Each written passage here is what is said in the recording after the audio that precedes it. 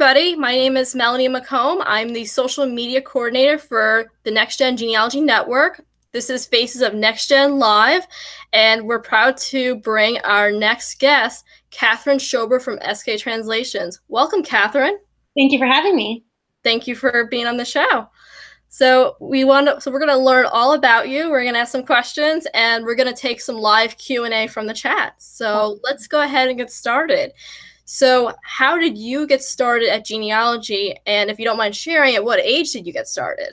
Well, my family's really lucky. When I was little, our relatives in Germany published a big book of our family history, starting from 1610 and going all the way up to the present day, which was 1994. And it was written in German. So that kind of combined my two passions. I love languages and I love history. And when I was little, I would always just look through the book, looking at pictures, trying to understand the words. And that just kind of sparked my interest. And then I got my master's in German. And when I started my own translation business, I got a couple of requests for historical letters. And those were always the most fun for me. I'm not very legal minded or medicine minded. So I love doing the history projects and eventually was able to turn that into a full-time career. Wow, that's great. What a start, though. And going back to 1610, I mean, that's really early. So given that you had a background in languages, how far did you go through the big book to kind of help verify the family history? I'm actually working on translating it right now. So I haven't done any of the actual research of the book because that was done when I was, I think, about 8 years old. Our family in Germany, they spent years researching everything, going to cemeteries, looking through documents, and then they published this book and sent it over to all the American family. So what I'm trying to do for my family right now is translate it into English. It's about 280 pages, so it's turning into a very, very long project, but it's a lot of fun, and it's fun to get to learn about my own family when I'm doing letters for other people's family too.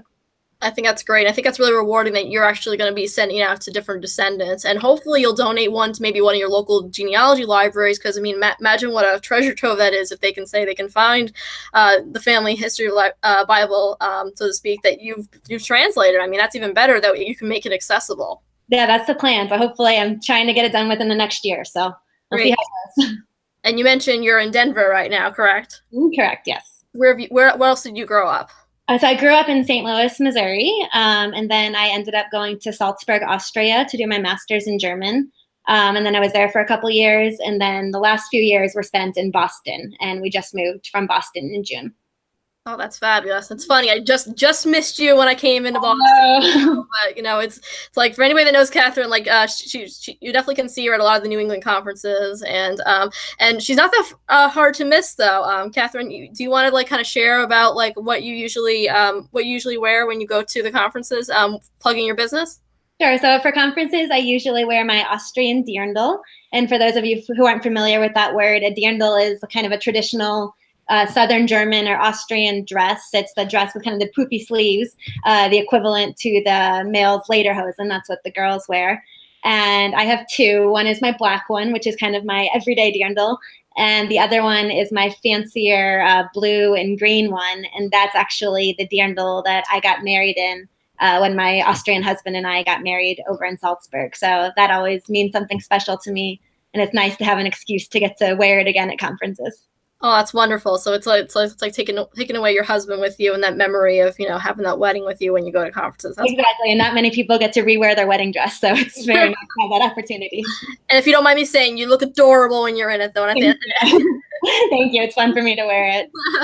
well, that's how we could always make sure we can find you when you're wearing your dirndl. So exactly. Yes. Thank you for sharing that story. That's wonderful.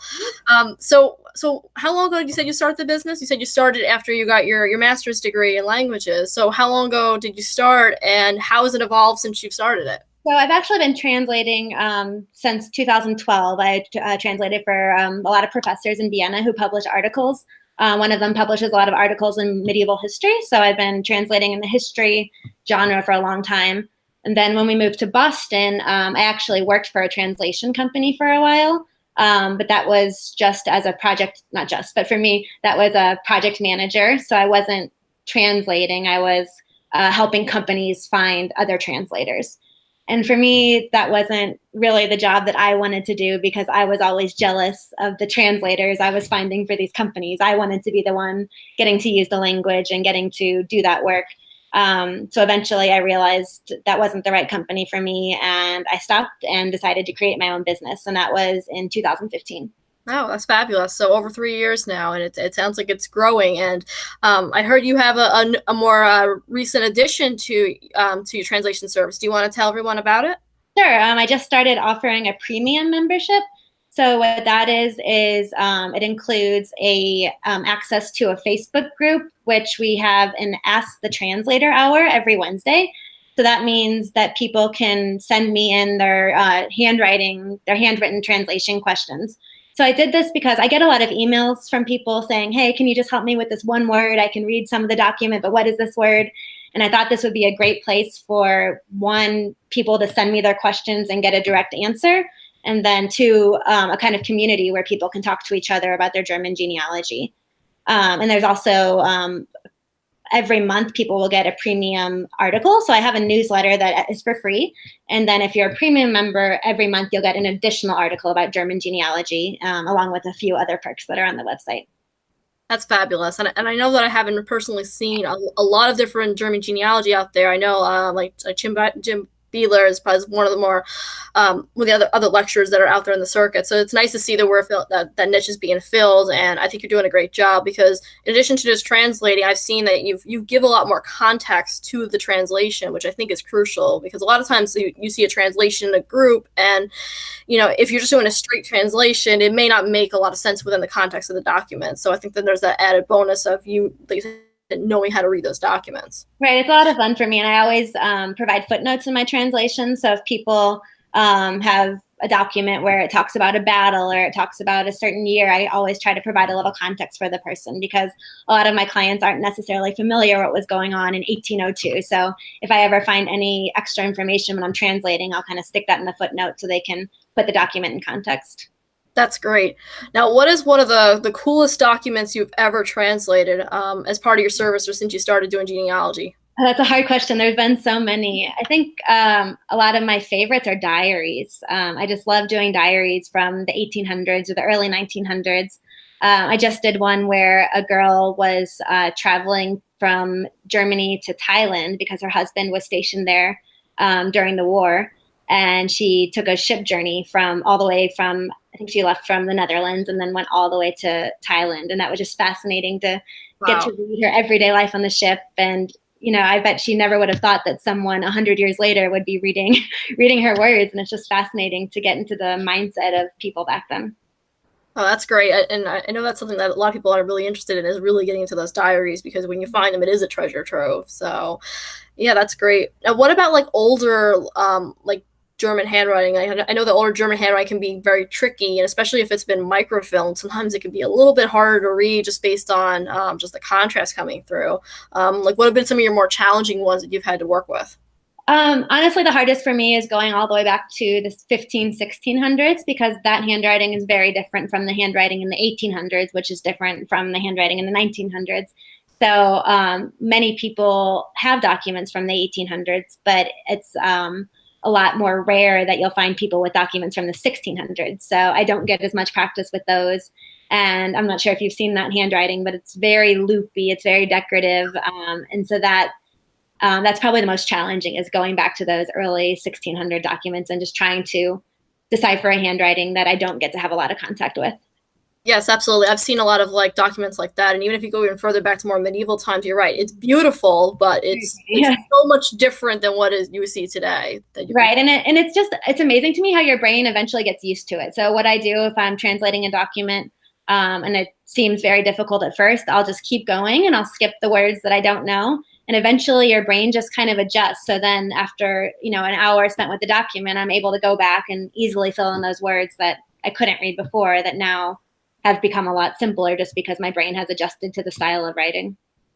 What other languages do you translate besides German? Do you look at like Latin? Do you go into the other European languages at all? So I just do German. I've obviously come across a lot of Latin in German genealogy, so I'm familiar with basic genealogy Latin.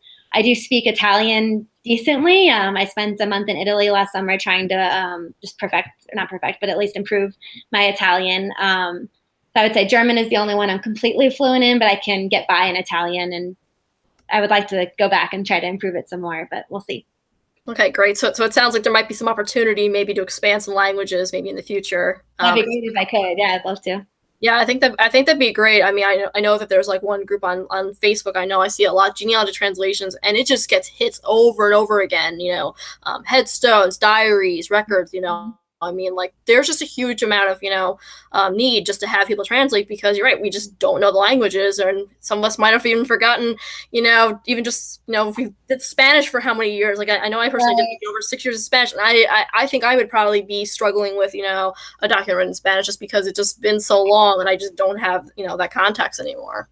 Right, you just forget languages so fast if you don't use them. But honestly, the Italian for me has really helped with the Latin that I find in genealogy documents, just because they are so similar. So a lot of times, just from my knowledge of Italian, I'm able to figure out what the Latin means. So a lot of them are all connected, which can be helpful. So what kind of tips would you give someone if they were just starting to look at different documents in different languages? Like, do you have any kind of so not so much cheat sheets, but some beginner tips if someone really wanted to start digging into another language? What would you recommend to them? For genealogy in particular, there's so many websites with lists of the most important words in German genealogy or Italian genealogy or French. And I would really recommend to get familiar with those words that you're going to see over and over again, such as marriage, baptism, death, because becoming familiar with those words will help you to figure out what kind of record you're looking at and if it's a record that could be helpful for your research. So just kind of getting familiar with the basics first, I would say.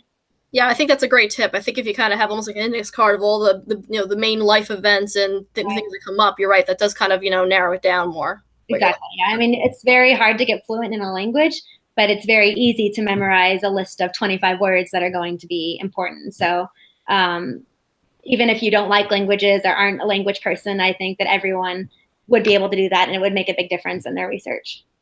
Great. Have you written any kind of books or anything, any kind of materials that different people can look at if they wanted to learn more about how to translate documents? Yeah, I actually just published a book in February. I have it here because I had a presentation last week, so I had a couple extra. It's called Tips and Tricks of Deciphering German Handwriting. And it's everything that I wish I knew when I was starting out with the handwriting. Because obviously I didn't learn this handwriting in school. It's not something that you learn as a German master's student. It's something that's very specific to history and genealogy. So when I was first starting out, I would look for websites and I'd look for lists and I'd look for all kinds of things that could help me.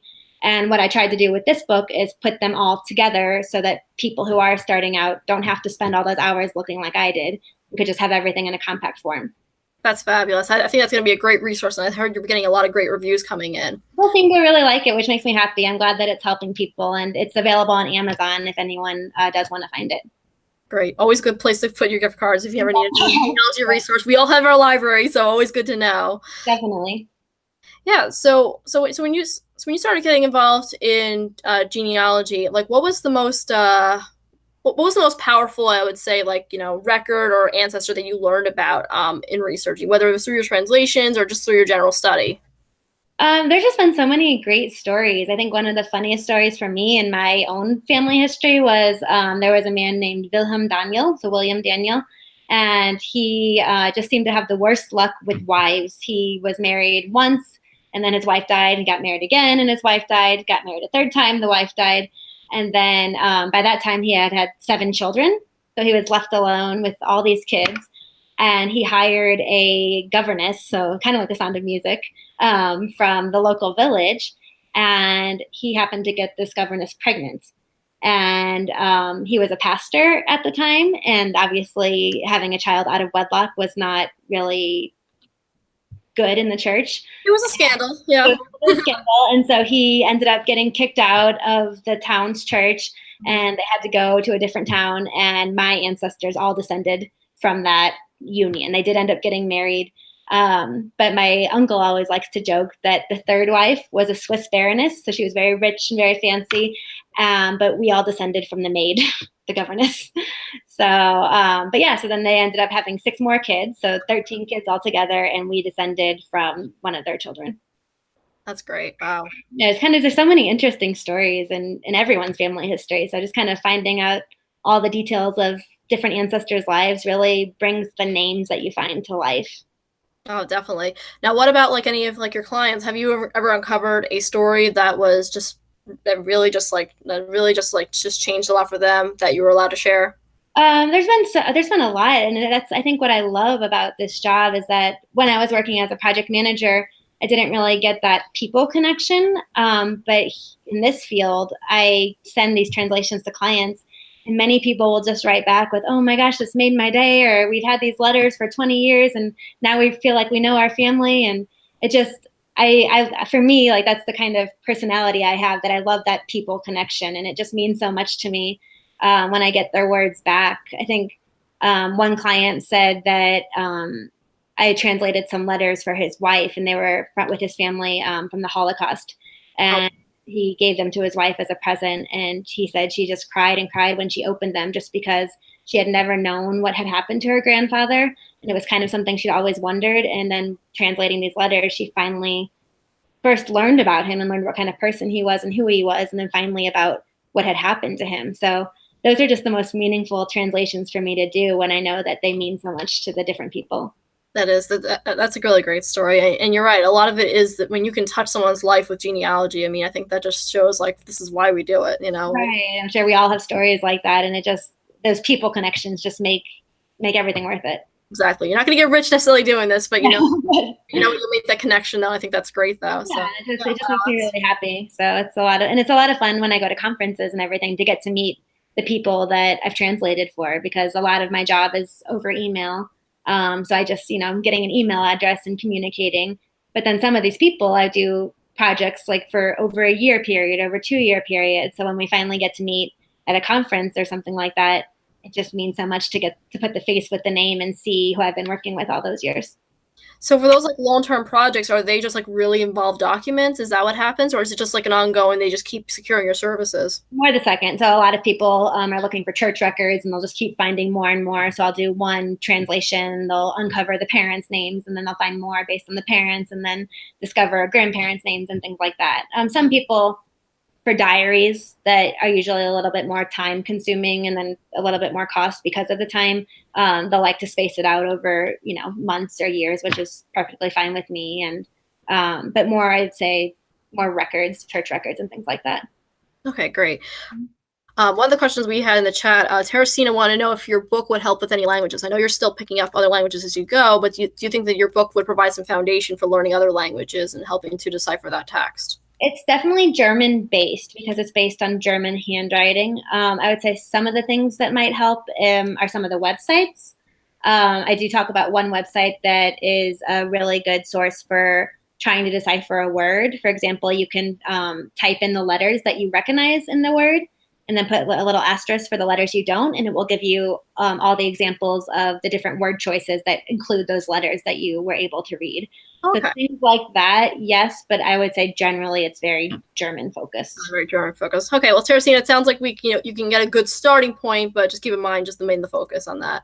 Mm-hmm. Now, do you ever like refer anybody to other translators? If you do get a request for something that's outside of German, do you if you have like a Spanish request or Italian request, do you have like a network of people that maybe you would kind of toss it to maybe one of your friends that does those translation services? For some of the languages. So from going to conferences, I've met people who do like Polish translations or Czech translations, Italian as well.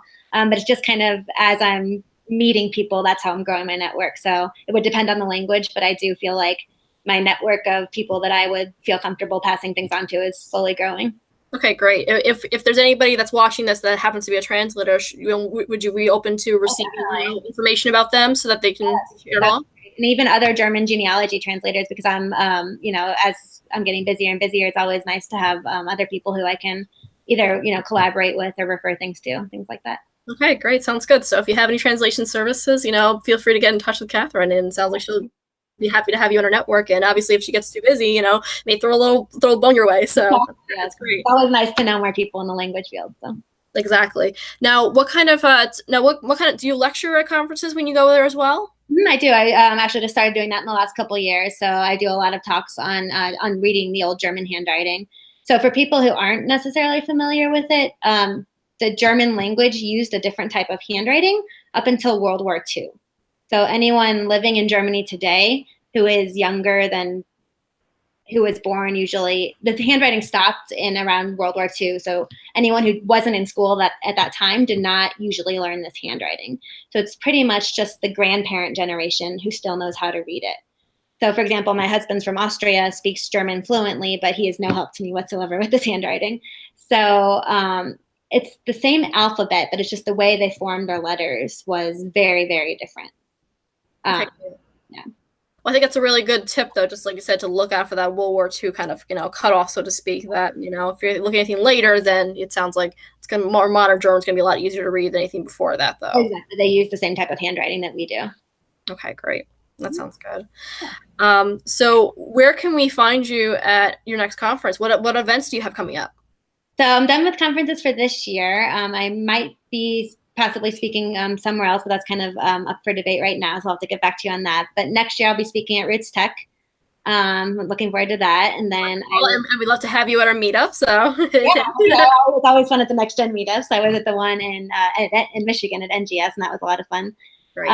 Yeah, and then NGS next year. Like I said, my hometown is St. Louis, so I'm very excited that NGS is in St. Charles, which is about half hour away. Oh, and very lucky. Nice short commute then. I'll get to stay at home with my family, which will be very nice. And then finally next year for the big German genealogy conference, which is in Sacramento. So I'll be doing 2 talks at that one. And fabulous. A lot of fun. Is there like a really big population out in Sacramento? I'm not sure why they chose Sacramento. I don't know a lot about the area, so there could be. I don't know that off the top of my head. But last year it was in Minnesota, and then this year's California. So I think they're just kind of hopping around to give different people a chance to come. Okay, well, that's interesting. Well, hopefully you'll enjoy the warmer weather, at least in California. I'm looking forward to that, yes. So where can people find you on the web if they were looking for you? So my website is sktranslations.com. And the SK just stands for Katherine Schober in reverse, if people are wondering. And then on Twitter, it's just SK_translations, I believe. And then Facebook is also SK Translations. Great. So you're pretty much all over the internet. Any Instagram, Pinterest, following it? No, I don't do Instagram or Pinterest, just those 3. Figure 3 is enough for now. Otherwise, I'm constantly looking at my phone. That's true. It kind of becomes a full-time job when you do it. I mean, that's what I do. I do social media. Understood. So, all right. Anybody on the chat that's watching, any questions you have for Katherine? I'm trying to see if I've gone through all mine. Oh, Katherine, one thing I want to ask you. What are some of your favorite books and resources that you read from other people?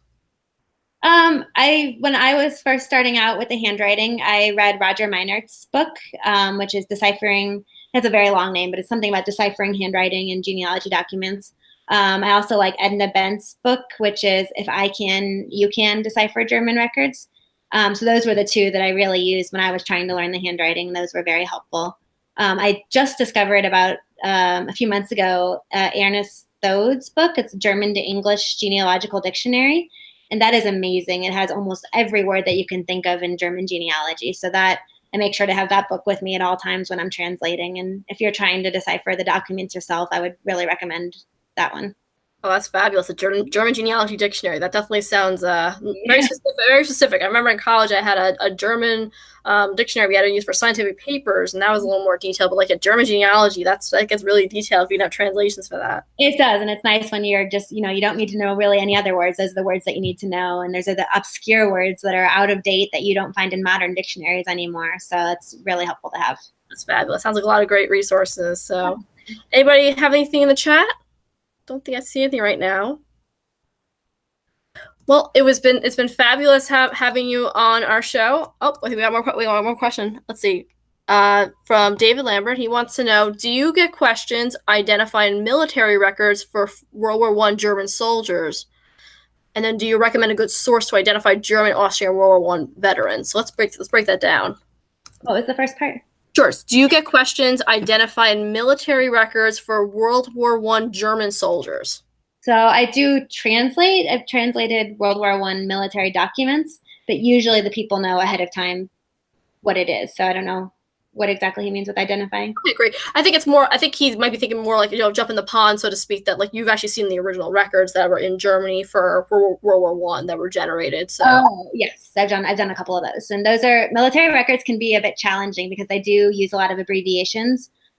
So with that, I use a site which is actually listed in my book, and it's called it's a German word, so it's Abkürzungen, which is ABKUERCCUNG.de. And that website allows you to type in an abbreviation and it will tell you what it stands for. So those are usually pretty helpful with military records. Okay, great. Yeah. And is there any other resource you would recommend for German, Austrian, World War I veterans? I honestly haven't done a lot with that. Most of the things I've only translated military records, but I haven't had to do any of the research myself on that. So really I focus on the translation and not the research. Most people have already found them, so I don't really have any good recommendations for that. Okay, so maybe we would kind of look maybe more in country, potentially resources that we could look at. So sorry about that, but yeah, I'm learning as I go because I do concentrate on the translation. So as people send me things and are telling me what site they found them from, it's great. I feel like I'm learning more and more every day. That's great. Any other upcoming projects that you want to plug that you're doing today? Any particular like partnerships you're doing with anybody? Any new news articles you want to share? If anyone wants to join my newsletter, it's almost at 1,000 people. So what I do is I send out a free article every month, and then and that's a new article about German genealogy. And then I also do a post from the archive. So I've been doing this for, like I said, about 3 years now. So I have a nice collection of posts. And then I also try to share stories from around the web. You can just go to my website and there's a little pop-up and you can sign up there. And like I said, if you're doing German research yourself German translations yourself and really think you could benefit from getting to ask me questions now and then definitely check out the premium membership. We had our first Ask the Translator hour last week, and it was just so much fun to get to talk with everyone and try to help everybody with their research.